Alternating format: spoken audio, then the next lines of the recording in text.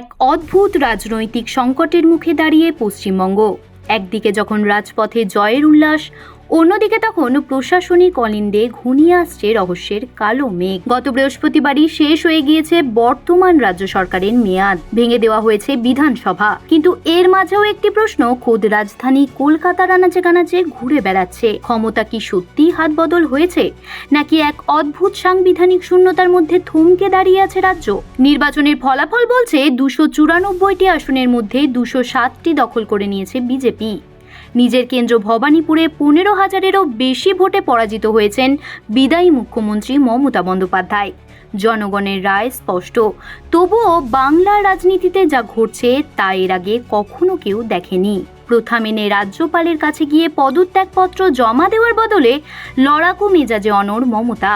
তার সাফ কথা, 100টির বেশি কেন্দ্রে ভোট লুট হয়েছে, তাই এই ফলাফল তিনি মানছেন না।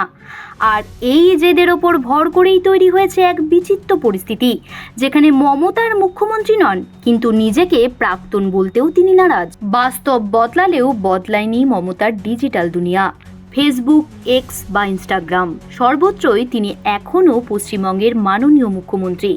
নিজের নামের আগে প্রাক্তন শব্দটি বসাতে তিনি স্পষ্ট অস্বীকার করেছেন, অথচ নবান্নে ছবিটা একেবারেই উল্টো। প্রশাসনিক সদর দপ্তরের লিফটে এখন আর বাজছে না মমতার লেখা সেই চেনা সুরের গান। বাড়ি থেকে পুলিশের নিরাপত্তা বেষ্টনী সরে গিয়েছে। নবান্নের 14 তলায় মুখ্যমন্ত্রীর ঘরের বাইরে থাকা তার নামের ফলকটিও খুলে ফেলার প্রস্তুতি চূড়ান্ত। একদিকে প্রশাসনের কড়াকড়ি শিথিল হচ্ছে, অন্যদিকে মমতা দাঁড়িয়ে আছেন তার নিজের দাবিতে অনড় হয়ে।